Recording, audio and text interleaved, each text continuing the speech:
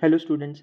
सो बस एक बात बताना भूल गया मैं in the last video of concept on consolidated balance sheet, जो कंसेप्ट वाला वीडियो बना है उसमें सिर्फ एक बात बताना भूल गया, एंड दैट वाज ये कि ये जो बैलेंस शीट में सारे एडिशन करते हो एंड ये वर्किंग नोट्स से आता है, ये these all things, give me a minute, ये ऑल दोज थिंग्स जो वर्किंग नोट से आता है, इसमें कभी कभार एडजस्टमेंट्स आते हैं, लाइक होल्डिंग के सब्सिडरी में है, लाइक बिल्स रिसीवेबल होल्डिंग का सब्सिडरी में है, एंड सब्सिडरी का होल्डिंग में मतलब क्रेडिटर्स है, मतलब लाइक फॉर सब्सिडरी इट में be a debtor and for holding it में be a creditor. I hope ये मैं क्या बोल रहा हूँ आपको समझ रहे हैं। हाँ, इट इज़ वेरी ईजी। तो उन इन ओनली इन उस सिर्फ लास्ट वाले केस में सारा होने के बाद वो माइनस कर दोगे आप दोनों साइड से। मतलब we just don't want effect of within the द ग्रुप, इफेक्ट नहीं चाहिए अपने को। इफ़ यू वांट, चलो क्लियरली मैं बता देता हूँ। द थिंग इज, मैं ये बोलना चाह रहा हूँ कि इफ़ इट इज़ गिवन कि बाबा let's say debtors debtors of debtors of subsidiary S limited include receivable from H limited. मतलब वो बोल रहे हैं कि ये जो डेटर्स है, लेट्स अज्यूम ये अदर एसेट डेटर्स है, तो दोनों का एडिशन लिया, तो डेटर्स ऑफ सब्सिडरी के डेटर्स में इंक्लूडेड है balance which is receivable from holding. मतलब इसमें एक कुछ तो बैलेंस है 10,000 रुपीज़ का अज्यूम करके चलो, जो कि होल्डिंग से आएगा। तो ऑब्वियसली होल्डिंग के क्रेडिटर्स में, करंट लाइबिलिटीज़ के क्रेडिटर्स में होल्डिंग के इंक्लूड होगा, जो कि एडिशन करके इस कंसोलिडेटेड बैलेंस शीट में आएगा। मतलब कहना है, डेटर्स यहाँ पे इंक्लूडेड है एंड क्रेडिटर्स यहाँ पे इंक्लूडेड है, तो वो दोनों साइड से माइनस करना है। दोनों साइड से माइनस करना है, बैलेंस शीट तो टैली होगी ना, दोनों इफेक्ट दे रहे हो आप। फाइन, तो ये ऐसा हो सकता है, फिर उल्टा हो सकता है, क्रेडिटर्स ऑफ होल्डिंग इंक्लूड, या फिर debtors of holding include receivable from subsidiary. तो इन दोनों केस में सेम होगा। समझ में आ रहा है? तो ये लास्ट पॉइंट भी कवर हो गया, वो एंड में आप करोगे adjustment. Fine, now without wasting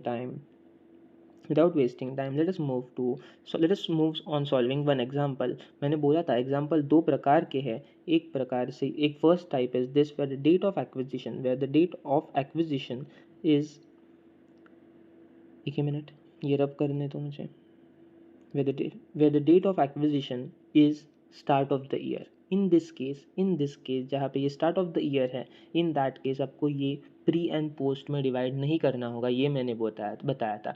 does that mean sir reserve and surplus pre के नहीं चाहिए हमें कैपिटल वाले? नो, वो तो चाहिए, गुडविल के लिए वो हमेशा लगेंगे, सिर्फ वो 1/4 के अभी लगेंगे एंड 1/4 के रेडीली गिवन होंगे, मुझे निकालने नहीं पड़ेंगे। 1/4 वाला बैलेंस मतलब ओपनिंग वाला बैलेंस प्लस इस साल का up to the period of date of acquisition, ऐसा कुछ करना नहीं पड़ेगा। समझा? Because in this case date of acquisition itself is start of the year. I hope आपको अभी याद आ रहा है, कंसेप्ट होने के बाद थोड़ा बेटर अंडरस्टैंडिंग हो रहा है। Let us solve let us start solving this example. On 31st of December 2020 the balance sheet of holding company and subsidiary company are given.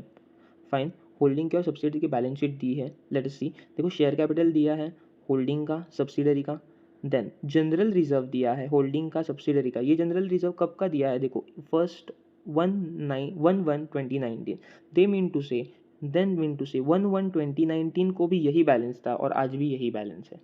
आज भी यही बैलेंस है, बिकॉज देखो ना, ब्रैकेट में 1/1/19 दिखा है और बैलेंस शीट 31 दिसंबर 20 की है। आज तो यही बैलेंस है फॉर श्योर, इतना तो पता है मुझे। पर ये 1/1/19 को भी यही बैलेंस है, ऐसा ये ब्रैकेट में देके मुझे बता रहे हैं कि 1/1/19 को भी यही बैलेंस था। So that means can I से ये 1/1/19 है या 1/1/20 है? फर्स्ट ऑफ ऑल, इनका कैलेंडर ईयर क्या है? इनका कैलेंडर ईयर 20 है, तो ये 1 January 2020 होना चाहिए आई गेस।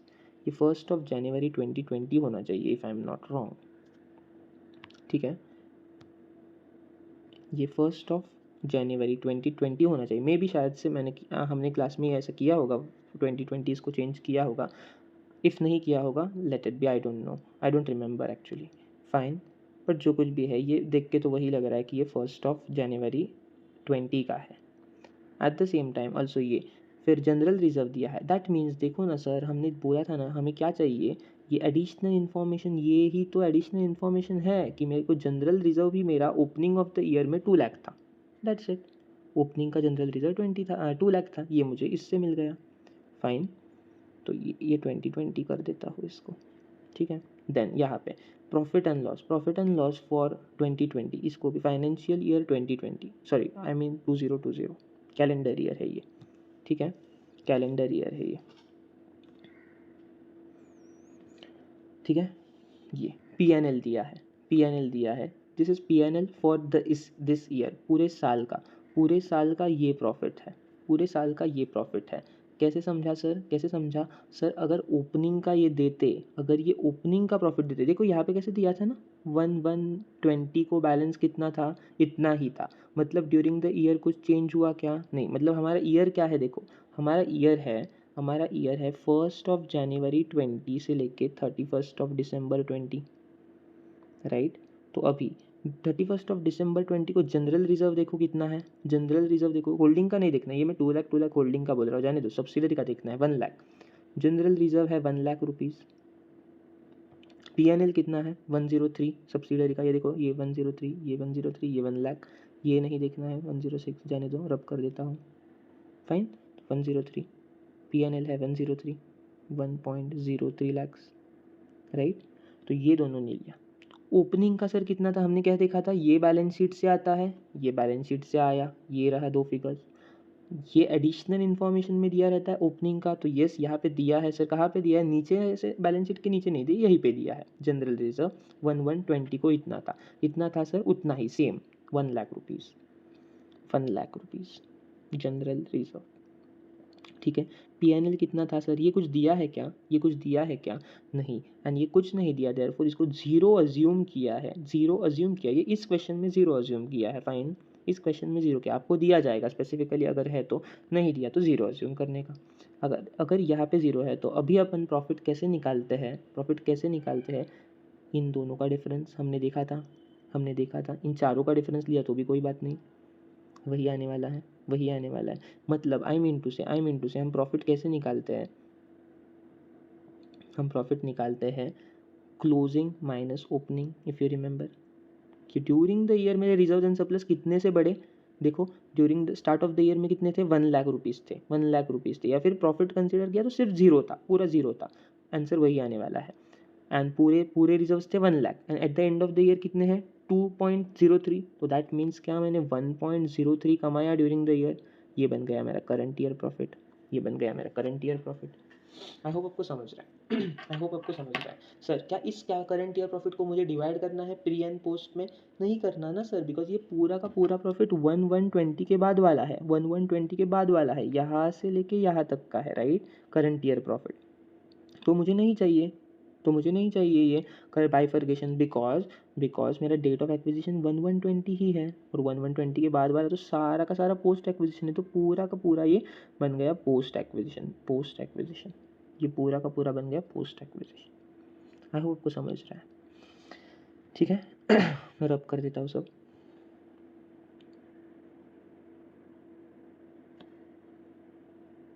ये रहने दो यहाँ पे।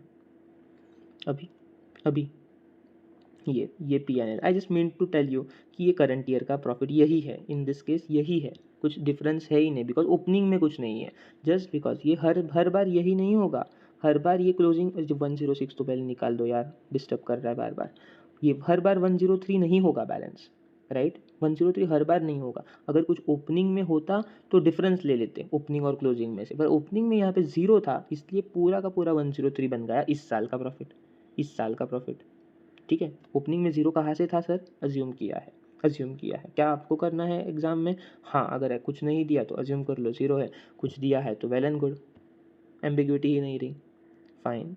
आई होप आपको समझ रहा है। देन यहाँ पे करंट एसेट, सॉरी यहाँ पे करंट लाइबिलिटीज़ दिए गए हैं, यहाँ पे करंट लाइबिलिटीज़ दिए, सॉरी करंट लाइबिलिटीज़ दिए होल्डिंग के सब्सिडरी के, देन एसेट्स दिए हैं, देन इस साइड पे देखो इन्वेस्टमेंट दिया है, ये इन्वेस्टमेंट अपने को लगता है, एंड कितना देखा है, देखो 18,750 शेयर्स इन सब्सिडरी, ब्रैकेट में उन्होंने दे दिया है कि होल्डिंग के पास कितने शेयर्स है सब्सिडरी के, तो सब्सिडरी के सर टोटल शेयर्स कितने थे, वो कहाँ से मिलेंगे, वो मुझे सब्सिडरी का कैपिटल देख के समझेगा।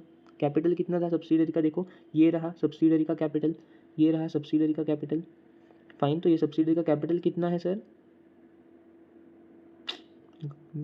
रब हो गया वो, ये सब्सिडी का कैपिटल कितना है सर, ये रहा, ये कैपिटल 2,50,000 है, शेयर्स 10 रुपीज़ का एक शेयर है, तो 10 रुपीज़ का एक शेयर, टोटल कितने बने, 25,000 शेयर्स बने ना, 25,000 शेयर्स बने, उस 25 में से 18,750 मेरे पास है, होल्डिंग के पास है, दैट मीन्स मेरा इंटरेस्ट कितना है, तो 18,750 डिवाइडेड बाय 25,000, मैं करता हूँ कैलकुलेटर पे 18,750 divided by 25,000 into 100 that comes to 75%। मेरा इंटरेस्ट है 75%। कितने पे एक्वायर किया, ये 75% मैंने एक्वायर किया ओनरशिप इन सब्सिडरी, इतना रुपया देके, इतने पैसे दिए। आई होप आपको समझ रहा है।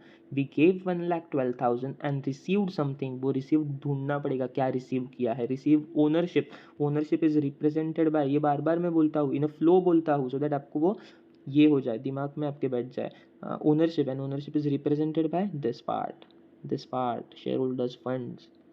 तो ये मेरे को देखने हैं as on date of acquisition कितने थे, दिया मैंने कितना, इतना 1,12,000, उसके अगेंस्ट मिला कितना, इतना इतना, ये तीन चीज़ें मिले, बट ये बैलेंसेस नहीं, डेट ऑफ एक्विजिशन के बैलेंसेस। डेट ऑफ एक्विजिशन क्या था sir, date of acquisition was 1 Jan 2020, 1 Jan 2020 was my date of 1 Jan 2020। ये कहाँ पे दिया है सर, ये बताता हूँ कि कहाँ पे दिया है।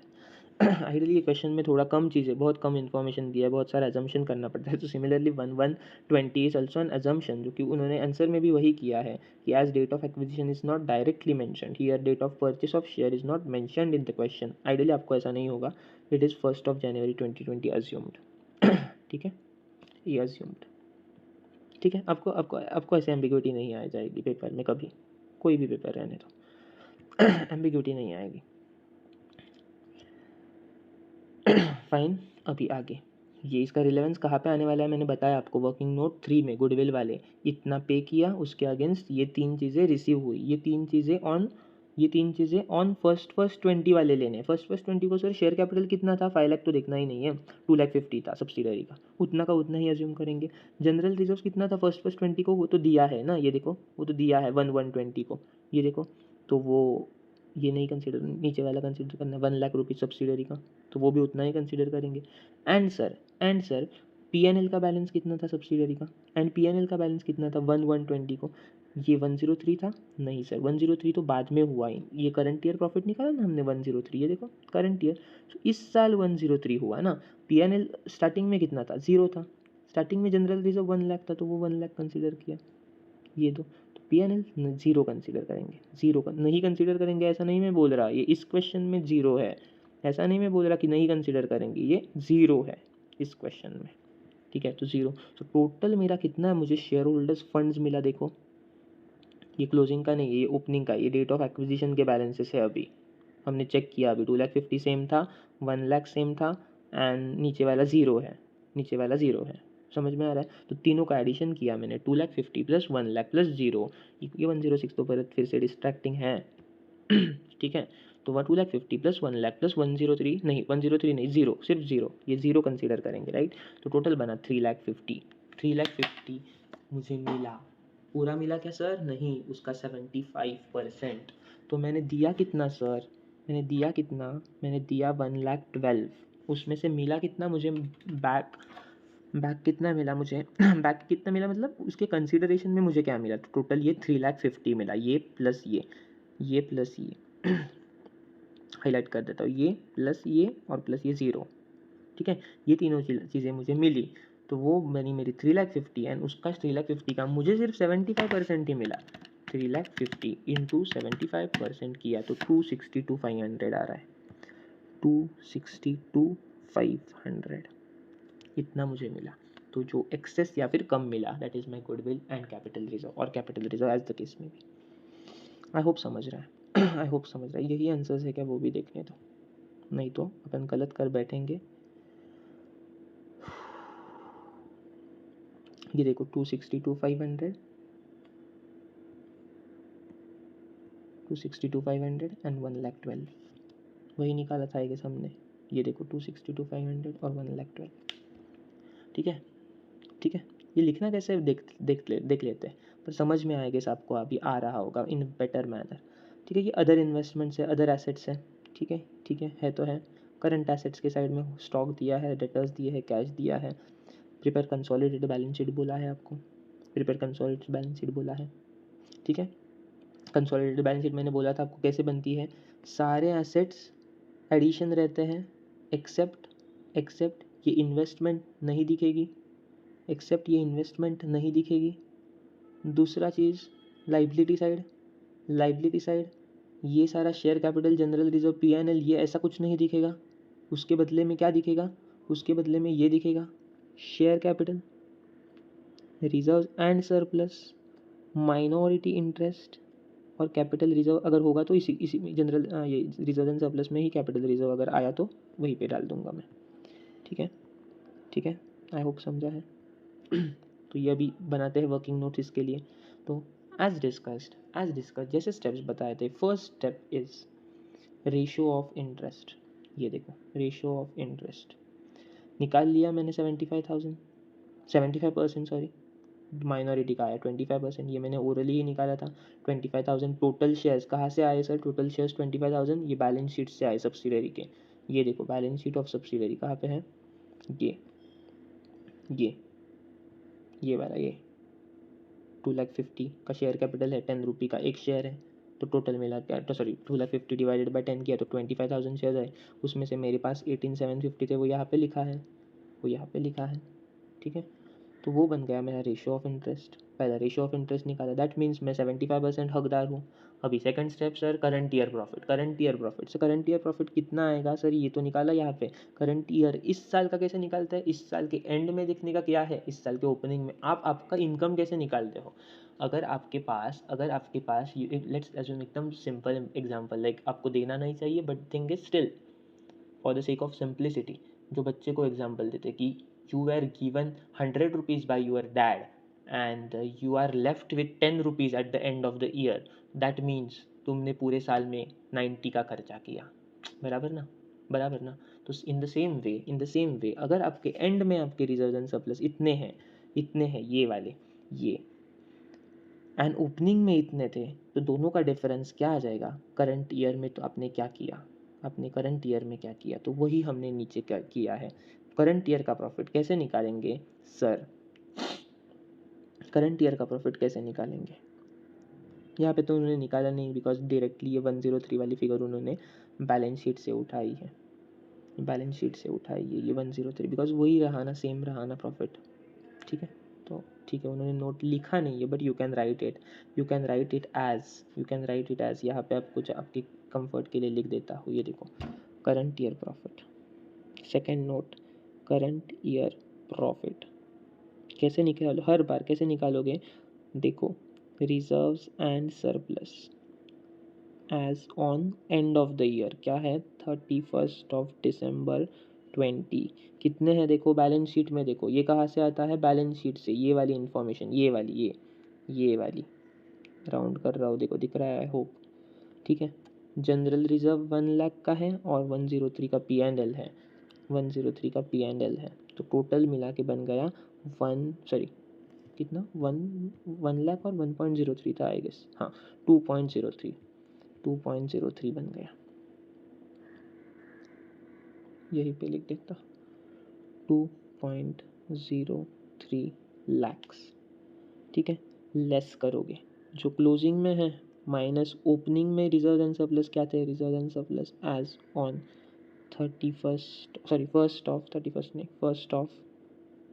1st of January 2020। ओपनिंग में क्या था? रिजर्व्स। ओपनिंग में क्या थे रिजर्व्स? देखो ओपनिंग में उन्होंने बताया था कि वी हैड ओपनिंग में सिर्फ और सिर्फ जनरल रिजर्व 1 लाख का, ये रहा जनरल रिजर्व 1 लाख का, ये वाला। ठीक है, बिकॉज ये देखो ना यहाँ पे बताया ना 120 को इतना है, तो yes that is that. Reserve and सब P&L तो ज़ीरो था, 1.00 lakhs। तो ये ओपनिंग माइनस क्लोजिंग किया तो मेरा आ जाएगा करंट ईयर प्रॉफिट, जो कि 1.03 lakhs आ जाएगा। 1.03 lakhs आ जाएगा, समझा सर? क्या इसको अभी डिवाइड करना है? आइडियली अपन करते, बट इस केस में सम का देखना है। डेट ऑफ एक्विजिशन क्या है? स्टार्टिंग का ही है, ओपनिंग का ही है, 1st of April 20, 1st of Jan 20, ये वाला। ये देखो ये ही इटसेल्फ, ये पूरा साल, अगर ये पूरा साल है, अगर मैं इसको पूरा साल एज्यूम करूँ तो ये itself is my date of acquisition. तो करंट ईयर का प्रॉफिट किसी में बटेगा नहीं, समझा? ये करंट ईयर का प्रॉफिट ऐसे ही निकाल के आप छोड़ दोगे। इतना निकाल के आप छोड़ दोगे 1.03, ठीक है। अभी third working note sir, third working note क्या बनती है मेरी, गुडविल की, मेरी बनती है गुडविल की, गुडविल की। ये देखो सर, गुडविल में कैसे स्टार्ट करते हैं सर, कॉस्ट ऑफ एक्विजिशन, मैंने कितना दिया, मैंने जब होल्डिंग ने मेरा को मतलब लाइक होल्डिंग ने सब्सिडरी में इन्वेस्ट किया तब मैंने कितना दिया, सो 1,12,000 दिया। ये कहाँ पे था, ये हमने अभी ओरली भी किया है हाँ बॉस, ये देखो 1,12,000, ये 1,12,000 मैंने इतना इन्वेस्टमेंट किया, 18,750 जब मैंने लिया तब मैंने इतना इन्वेस्टमेंट किया और उसके बदले में मुझे क्या मिला, शेयर्स मिले सर। शेयर्स माने इन्वेस्टमेंट, इन्वेस्टमेंट मतलब शेयर होल्डर्स फंड्स, ये तीन चीज़ें मिला के देखना है। ये तीन चीज़ें कौन कौन से, share capital, general reserve, P&L, मतलब I mean reserve and surplus पूरा। और ये कौन से डेट का देखना है सर, 1 अप्रैल 20, बिकॉज उस दिन इन्वेस्टमेंट किया था। जिस दिन का ये पेमेंट है 112, ये किस दिन का पेमेंट है, ये पेमेंट तो ओपनिंग में मतलब लाइक उस टाइम किया होगा जब इन्वेस्टमेंट खरीदा होगा, राइट। तो उसी टाइम का रिजर्व्स का बैलेंस लेना है। तो वो रिजर्व्स का बैलेंस कितना आ रहा है सर, ये तीन चीज़ें देखी थी हमने शेयर होल्डर्स फंड में। देखो ये तीन चीज़ें, ये तीन चीज़ें, ये देखो, ये 2,50,000 सेम का सेम अज्यूम किया, 1,00,000 that is share capital plus reserve and surplus 1,00,000 and 1,00,000 general reserve and 0 rupees था ये 0 रुपीज़ था एज ऑन 1 अप्रैल। ये देखो 1 जैन, ये देखो P&L 0 है यहाँ पे इन दिस केस, ये देखो P&L 0 है ना, तो राइट वही है, वही है। तो मैं जाऊँगा नीचे वर्किंग नोट में मेरे एंड मैं दिखाऊँगा मेरा शेयर कैपिटल मुझे मिला, मेरा शेयर कैपिटल मुझे मिला, राइट। शेयर कैपिटल मिला, उसका सिर्फ 75% मिला मुझे, उसका सिर्फ 75% मिला। तो मैं क्या करूँगा, पूरा शेयर कैपिटल लिख के लूँगा। कितना है पूरा शेयर कैपिटल, आई गेस कितना था देखो ना एक बार, 2,50,000 था, जनरल रिजर्व 1,00,000 था एंड P&L 0 था, P&L 0 था। तो ये था 2,50,000, ये प्री एक्विजिशन प्रॉफिट मतलब सिर्फ 1,00,000 था, सिर्फ 1,00,000 था, P&L 0 था। तो ये P&L होता तो वो भी यहाँ पे आता आ जाता, प्री एक्विजिशन प्रॉफिट में दोनों आ जाते, P&L भी आ जाता एंड वो भी आ जाता। ये प्री एक्विजिशन प्रॉफिट नहीं है, प्री एक्विजिशन रिजर्व्स है बेसिकली, ठीक है, प्री एक्विजिशन रिजर्व्स है। तो ये 2,50,000 ये 100% है, ऐसे कर सकते हो आप, हाँ ये 100% है, ये 75% लेना आपका शेयर, ये आया 2,50,000 इंटू 75% करता हूँ, आपका शेयर 187,500 आ रहा है और ये 75 आ जाएगा। तो ये दोनों का एडिशन किया तो ये 262, ये तो हमें पहले भी ओरली मिला था, राइट। ये 262 हमने यहाँ पे लिखा भी है, देखो ये 262, ठीक है। तो ये 262 दैट मीन्स मैंने दिया 112, मेरे पास से गया 112, मुझे मिला 262, तो ज़्यादा मिला, दैट मीन्स ज़्यादा मिला। कम कम ज़्यादा दिया रहता मतलब लाइक कम मिला रहता है एंड ज़्यादा दिया रहता, तो excess payment is for goodwill, similarly less payment is for capital reserve. Payment कम किया तो दैट मीन्स ये कैपिटल रिजर्व बना मेरा। पेमेंट सिर्फ 112 किया और उसके बदले में मुझे ज़्यादा मिला तो दैट मीन्स ये जो है मेरा कैपिटल रिजर्व है। ज़्यादा पेमेंट करते तो that would be goodwill, come payment किया तो that would be capital reserve, ठीक है। तो इतना बना कैपिटल रिजर्व। नेक्स्ट, अभी थिंग्स सॉर्टेड है, अभी थिंग्स सॉर्टेड है। देखो माइनॉरिटी इंटरेस्ट क्या बोला था, ऊपर जिसका 75% उसका नीचे 25%। ऊपर देखो 75% शेयर कैपिटल का था, ये रहा यहाँ पे ध्यान दो, ये 75% जनरल रिजर्व का था 1,00,000 का, सेम चीज़ें करने का यहाँ पे भी 100 ऐसे ऐसे कॉलम बनाने का, 100% 25% बनाने का बाजू में, ठीक है, और बाद में फाइनल टोटल लेने का। तो शेयर कैपिटल कितना था, 2,50,000 था, रिजर्व एंड सरप्लस कितना था, 1,00,000 था, प्रॉफिट्स, ये प्रॉफिट्स कौन से बाद में देखते हैं, ऊपर जिसका 75% नीचे उसका 25%, ये चल रहा है, ये चल रहा है, बाद में दूसरा देखते हैं, ठीक है। तो इसका 25% लेने का, 2,50,000 इंटू 25% किया तो मैंने 62,500 आया मेरा, ये यहाँ पे लिख के लेने का, फिर बाद में बाहर टोटल ले लो, कैसे भी करो आपके हिसाब से, आना इम्पॉर्टेंट है। 1,00,000 इंटू 25% किया तो अगेन 25,000 आ जाएगा, ठीक है।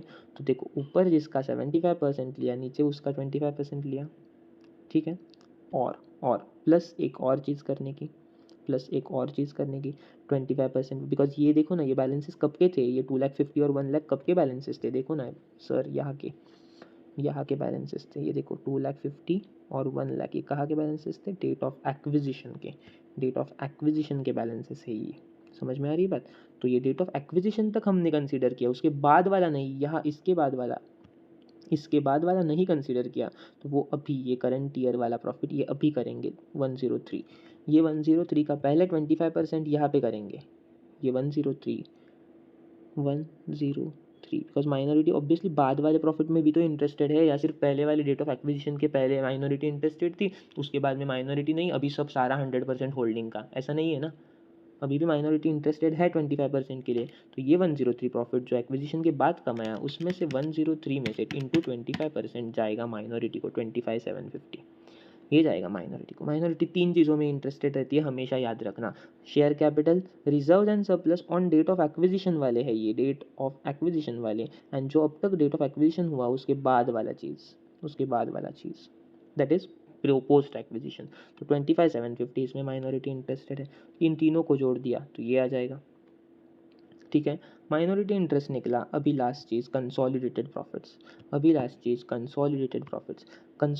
प्रॉफिट्स क्या करेंगे सर, अभी जिसका 25%, जिसका ये देखो ये 75% में 75% यहाँ पे है, इसका 25 बचा हुआ यहाँ पे है, ये 25 सिर्फ है, इसका 75 कहाँ पे है सर, अभी तक नहीं किया है कंसीडर, अभी तक नहीं किया है। ये देखो ना, ये दोनों एक साथ साथ में चल रहे हैं ना, ये कंसीडर हो गए, इसका 75 यहाँ पे हुआ और 25 यहाँ पे हुआ, इसका सिर्फ 25 हुआ है ना सर, तो बचा हुआ 75 कर दो ना, ये देखो ये कर लिया 75 ऑफ पोस्ट एक्विजिशन। फिर से ये 103 यहाँ पे लेने का, 103 100% है पूरा, तो उसका 75% आया यहाँ पे देखो, 10300 इंटू 75%, 77,250 आया। ठीक है, ये आया।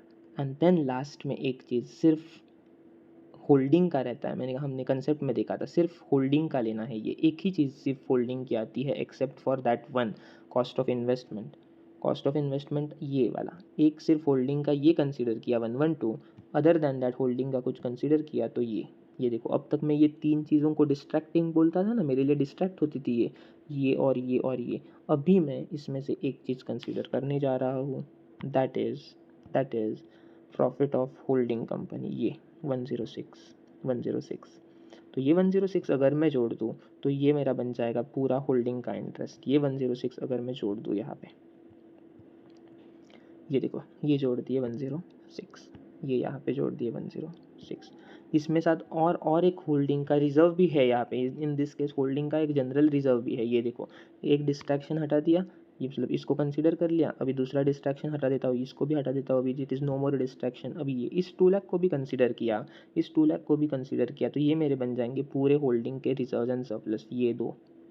ठीक है, तो ये 6 लाख को भी अगर मैंने कंसीडर किया, 6 लाख था ना, नहीं 2 लाख था, सॉरी 2 लाख और 106, 2 लाख और 106 यहाँ पे कंसीडर कर लिया, 2 लाख को भी अगर मैं करूँ यहाँ पे नीचे कंसीडर होल्डिंग का रिजर्व्स करके, ये क्या प्रॉफिट्स ऑफ होल्डिंग कंपनी है ना, तो मैं रिजर्व्स ऑफ होल्डिंग कंपनी अगर बोलूँ, reserves of holding H limited, ठीक है, तो ये 2 लाख भी अगर जोड़ दूँ तो सारा तीनों का मिला के ये प्लस ये तीनों मिला के मेरा बन जाएगा reserves 106,000 plus 77,250 plus 2 lakhs equals to 383,250, ये मेरी बैलेंस शीट में अमाउंट बनेगी। देखो कहाँ पे है कंसोलिडेटेड बैलेंस शीट, ये रही कंसोलिडेटेड बैलेंस शीट, इसमें रिजर्व एंड सरप्लस देखो कितना है, 533 एक्स्ट्रा है, हमारा आया 383, उसमें से हमने कुछ तो मिस आउट यहाँ पे होगा, देखो हमने ये 2 लाख कंसीडर किया reserve and surplus, consolidated profits 183 किया, कैपिटल रिजर्व नहीं किया, कैपिटल रिजर्व तो यहाँ पे हमारा आ जाएगा ये वाला, ये तो ये 150 भी अगर मैं रिजर्व एंड सरप्लस में करूँ कंसीडर, तो वो ऑटोमेटिकली मेरा ये आ जाएगा। हमारा क्या आया था रिजर्व एंड सरप्लस, देखो ना हमारा क्या आया था रिजर्व एंड सरप्लस, ये आया था, इसमें मैंने कैपिटल रिजर्व कंसीडर करना भूल गया, प्लस कैपिटल रिजर्व करूँ जो ऊपर वर्किंग नोट 3 से आया है, वर्किंग नोट 3 से जो कैपिटल रिजर्व है, वो ऐसे करना नहीं है, सिर्फ बता रहा हूँ आपको, 383,250 प्लस वर्किंग नोट 3 में जाता हूँ 150,500, टोटल लिया तो 533,750 आ रहा है, 533,750 250 आ रहा है, देख लो कोई तो कहाँ पे डिफरेंस गिर गया, मैंने कैलकुलेशन गलत किया होगा, 150,500 ले लिया। ठीक है, ठीक है, आई होप आपको समझ रहा है, आई होप आपको समझ रहा है। ठीक है, वो 50 या 500 रुपीज़ का कहाँ पे डिफरेंस गिरा चेक करो। या उनका डिफरेंस है, आई डोंट नो। हाँ, ये उनका ही डिफरेंस है। ये देखो, ये देखो, ये देखो, ये उनका डिफरेंस है। ये 2 लाख रुपीज़ है, ये 250 है, और ये 500 है, तो ये 750 होना चाहिए। इनका टोटल गलत है।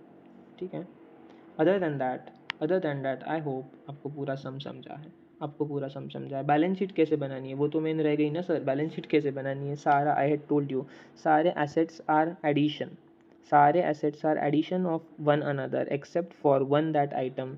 वन कौन सा आइटम सर, ये इन्वेस्टमेंट वाला। तो इन्वेस्टमेंट छोड़ के ये इस पेज पे जितने हैं ना, let us try to add. देखो सर, अदर इन्वेस्टमेंट कितना है सर, ये छोड़ देता हूँ, ये छोड़ देता हूँ, अदर इन्वेस्टमेंट इन दोनों का टोटल लेता हूँ, कितना है सर, 1,60,000 प्लस 80 कम्स टू 2,40,000। देखता हूँ consolidated balance sheet. Consolidated balance sheet में अब तक कोई भी आइटम टिक नहीं है, अब तक कोई भी आइटम टिक नहीं है। अभी एक एक एक एक टिक करता हूँ। क्या किया था, 2,40,000 अदर इन्वेस्टमेंट्स, ये हो गया अदर इन्वेस्टमेंट्स 2,40,000।